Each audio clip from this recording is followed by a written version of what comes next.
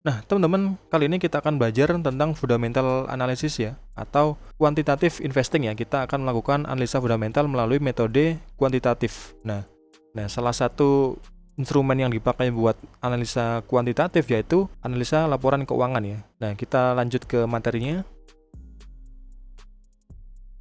Nah, jadi teman-teman, ini yang akan kita bahas hari ini ya, di video ini. Nah, kita akan belajar apa itu laporan keuangan, lalu mengapa laporan keuangan ini penting ya buat kita seorang investor, lalu apa aja jenis laporan keuangan yang wajib kita pelajari ya. Teman-teman, ini adalah pengertian simpel ya dari laporan keuangan. Nah, intinya laporan keuangan itu adalah alat ya untuk kita melakukan evaluasi terhadap suatu perusahaan ya. Kita bisa mengevaluasi dari segi kesehatan perusahaannya, apakah perusahaan ini sehat ya, dan kita lakukan berbagai macam untuk menilai apakah fundamental si perusahaan itu bagus ya sebelum kita mengambil keputusan investasi. Nah, simpelnya gini ya. Jadi, laporan keuangan ini ibaratnya seperti kita misalkan kita sebagai orang tua ya, kita mempunyai seorang anak yang sedang sekolah. Nah, jadi kan setiap akhir semester kita sebagai wali murid kan pasti mendapatkan sebuah rapot ya. Nah, rapot dari anak kita yang sedang sekolah. Nah, di dalam rapot itu pasti kan ada banyak angka ya, banyak angka, dan angka itu akan mengisyaratkan sebuah nilai ya, nilai dari performa belajar dari si anak ya. Meskipun belum tentu ya, dengan nilai yang bagus si anak itu emang benar-benar pinter ya. Terkadang mungkin ada sedikit manipulasi, dan di laporan keuangan mungkin ya ada hal-hal seperti itu juga. Jadi kita juga harus lebih detail ya atau teliti. Meskipun begitu, kita tidak boleh remeh ya, meremehkan pentingnya laporan keuangan ini. Nah, jadi kita akan ibaratkan seperti kita membaca rapot ya, tapi ini kan kinerja dari sebuah perusahaan atau saham. Nah, teman-teman, di sini ada dua bank ya, bank terbesar di Indonesia. Yang satu bank BCA, yang satu adalah bank BRI. Nah, bank BCA ini harganya 9.475 ya, dan bank BRI harganya itu 5.275. Per video ini dibuat. Nah, dari dua bank ini kira-kira tebak nih, teman-teman, saham mana yang paling murah ya? Nah, saya akan beri waktu mungkin 5 detik untuk menjawab. Nah, kira-kira dari kita melihat harganya, ini kira-kira mana yang paling murah? Nah, oke. Nah, ketika kita melihat sebuah saham, kita hanya dengan melihat dari harganya, ini kan susah ya. Ini mana yang lebih murah ya? Nah, kita mungkin akan melihat, oh ternyata Bank BRI yang lebih murah. Nah, belum tentu juga, mungkin Bank BCA ini yang lebih murah juga, karena belum tentu harganya dia lebih mahal, tapi dia lebih mahal, belum tentu. Nah, kita harus cek di dalam perusahaan ini, apakah labanya ini benar-benar bagus, mana yang lebih bagus dengan harga yang kita bayar. Nah, maka dengan ini kita harus membaca laporan keuangannya. Nah, dengan kita belajar cara membaca laporan keuangan, kita akan bisa tahu 3 hal penting ini ya. Kita akan bisa melihat apakah perusahaan ini sehat, terus kita akan bisa melihat apakah bisnisnya ini untung atau rugi ya. Jangan sampai bisnis yang kita mau invest ini ternyata boncos ya, atau rugi ya, rugi terus dan belum pernah untung ya. Dan juga kita akan bisa melihat ya, apakah si perusahaan ini masih ada growth ya, atau bertumbuh, dia akan bertumbuh terus, atau dia stagnan ya, atau flat terus, atau bahkan dia malah menurun ya, nggak ada growth sama sekali. Nah, ini adalah jenis laporan keuangan ya. Jadi ini adalah 3 laporan keuangan yang terpenting. Yang pertama yaitu balance sheet ya, atau laporan posisi keuangan. Nah, atau dalam bahasa lain mungkin ada yang nulisnya neraca ya, ini sama aja. Ada yang neraca, ada yang laporan posisi keuangan atau balance sheet, ini sama. Yang kedua yaitu income statement atau laporan laba rugi. Yang ketiga yaitu cash flow statement atau laporan arus kas. Nah, kita akan bahas satu persatu dari ketiga jenis laporan keuangan ini. Nah, kita mulai dari yang pertama ya. Yang pertama yaitu balance sheet ya, atau neraca, atau laporan posisi keuangan. Ini istilahnya sama ya, jangan sampai teman-teman bingung ya. Mungkin di luar ada yang nulis neraca, ada juga yang nulisnya ini laporan posisi keuangan. Ini sama aja. Nah, apa aja sih di dalamnya balance sheet ini atau posisi keuangan ini? Yang pertama, kita akan melihat aset ya.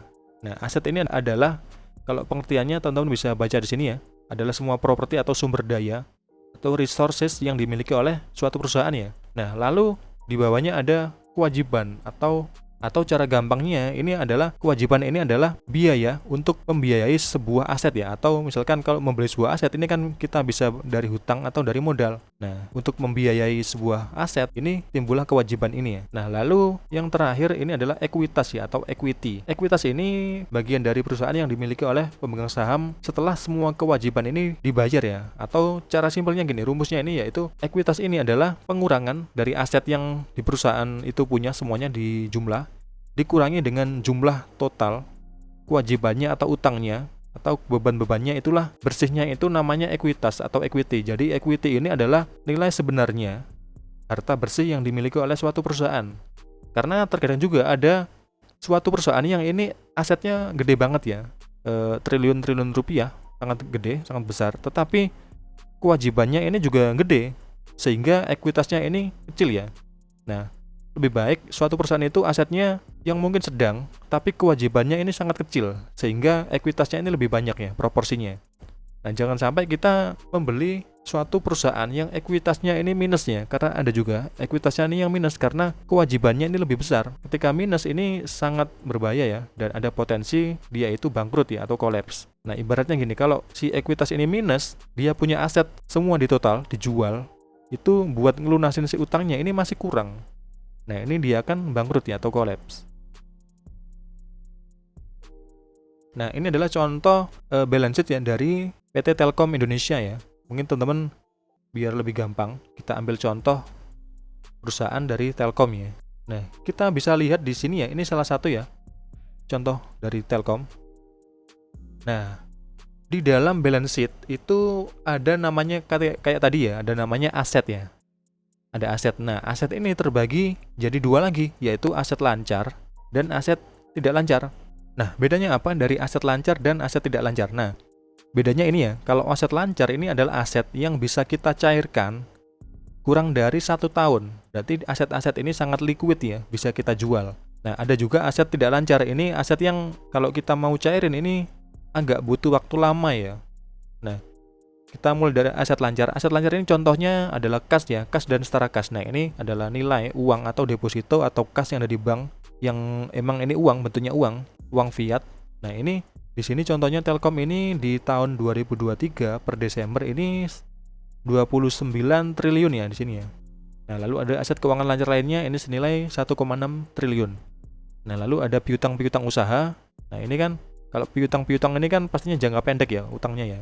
Misalkan si Telkom ini punya proyek atau punya sebuah penghasilan tetapi masih belum dibayar oleh customernya. Nah, ini masuk dalam piutang usaha. Nah, lalu ada aset kontrak, lalu persediaan atau bahan baku ya mungkin di perusahaan lain, biaya kontrak dan lain-lain. Ini intinya aset yang bisa kita cairkan kurang dari 1 tahun. Nah, kalau aset yang tidak lancar ini contohnya ya aset tetap itu kayak misalkan gedung, lalu aset-aset yang butuh waktu ya buat kita jual. Contoh kayak tanah, bangunan, ini masuk aset tidak lancar. Nah, sehingga kalau di total ini totalnya masuk di sini ya, jumlah aset ya di sini ya. 287 triliun. Nah, kita lanjut. Nah, di selanjutnya ya tadi kan aset. Nah, kalau di liabilitas atau kewajiban ini sama. Ada namanya liabilitas jangka pendek. Yang kedua ada liabilitas jangka panjang. Nah, ini sama. Kalau liabilitas jangka pendek itu adalah utang-utang atau kewajiban yang harus dibayar sebelum 1 tahun atau di bawah 1 tahun. Jadi dia ini adalah kewajiban jangka pendek ya. Nah, kalau jangka panjang ini di atas 1 tahun. Sama kayak tadi, tetapi ini adalah kewajiban atau utang. Misalkan di sini ada utang usaha. Utang usaha ini bisa ke pihak berelasi. Mungkin masih yang satu anak perusahaan atau yang masih relasi yang atau pihak ketiga yang nggak ada relasi sama sekali. Nah, ini utangnya kan harus dibayar ya. Misalkan si Telkom ini beli bahan baku atau beli jasa di perusahaan lain, ini kan harus dibayar dalam jangka pendek ya. Kan nggak mungkin ngutang dalam jangka 3 tahun buat beli bahan baku misalkan untuk perusahaan yang lain. Nah, ada juga utang pajak, ada deposito pada pelanggan. Ini dicatat ya. Deposito atau mungkin dalam bentuk pulsa itu dicatat dalam deposito pelanggan ya, karena ini kan bukan uangnya si Telkom ya, ini uangnya si pelanggan. Misalkan pulsa, nah deposit di sini masuknya di sini. Lalu ada utang bank jangka pendek. Nah, Untuk liabilitas ini yang perlu kita garis bawahi yaitu utang yang mengandung bunga ya. Contohnya adalah utang kalau mengandung bunga itu seperti utang bank. Nah, utang bank pastinya kan ada bunganya ya, ada bunganya. Nah, kita harus pastikan. Nah, kalau di liabilitas jangka panjang itu sama, liabilitas yang atau kewajiban yang dibayarnya ini cukup panjang ya jangkanya. Misalkan masih 3 tahun ke depan, 5 tahun ke depan, bahkan 10 tahun ke depan seperti obligasi ya. Nah, obligasi ini memiliki bunga ya, seperti utang bank. Nah, misalkan kalau utangnya itu lebih dalam jangka pendek, ini biasanya itu bunganya lebih kecil daripada utang yang jangka panjang, misalkan 3 tahun atau 10 tahun seperti obligasi, itu pastinya kan bunganya itu lebih gede. Nah, itu teman-teman wajib perhatikan. Nah, di sini kita bisa lihat ya, di total jumlah liabilitasnya itu per Desember 2023 itu 130 triliun. Nah, kalau tadi kan asetnya berapa? Di 287. Nah, berarti ini kan lebih besar asetnya. Jadi dia masih aman. Si Telkom ini secara kesehatan perusahaannya ini masih aman, masih gak ada masalah. Nah, lanjut ekuitas ya. Nah, ekuitas ini seperti yang kita bahas tadi. Nah, ini adalah harta bersih yang dimiliki oleh PT Telkom Indonesia ya. Nah, tadi kita kan melihat angka ya. Yang pertama aset ya. Asetnya dari Telkom ini kan 287 triliun ya. Nah, setelah dikurangi dengan total liabilitas senilai 130 triliun. Nah, ini ketemulah angka 156 triliun ya.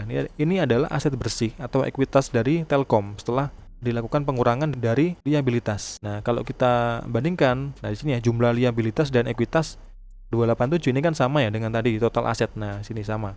Nah, kita sebagai seorang investor retail ya, kita wajib fokusnya ini ke poin yang ini ya. Jumlah ekuitas yang dapat diatribusikan kepada bagian pemilik entitas induk ya. Nah, sini ya, kita fokus di bagian yang ini, pemilik entitas induk. Nah, jadi kalau kita melihat semua laporan keuangan dari perusahaan manapun, kita fokus ke sini ya. Jangan fokus yang gini ya, kepentingan non pengendali. Nah, kalau kepentingan non pengendali ini, misalkan contohnya gini ya, kalau Telkom ini kan pasti punya banyak anak perusahaan. Nah, anak perusahaan ini pastinya kan nggak semuanya itu dimiliki oleh PT Telkom ya. Mungkin 10%-nya itu dimiliki oleh perusahaan lain atau orang lain. Nah, ini masuk ke dalam kepentingan non pengendali. Nah, seperti itu ya. Nah, semoga bermanfaat ya, khususnya di bagian balance sheet ya. Nah, kita akan lanjut ke video selanjutnya untuk income statement. Mungkin kita akan cut videonya biar gak terlalu panjang ya, biar teman-teman juga gak bingung dalam mencernanya. Oke, terima kasih. Sampai jumpa teman-teman.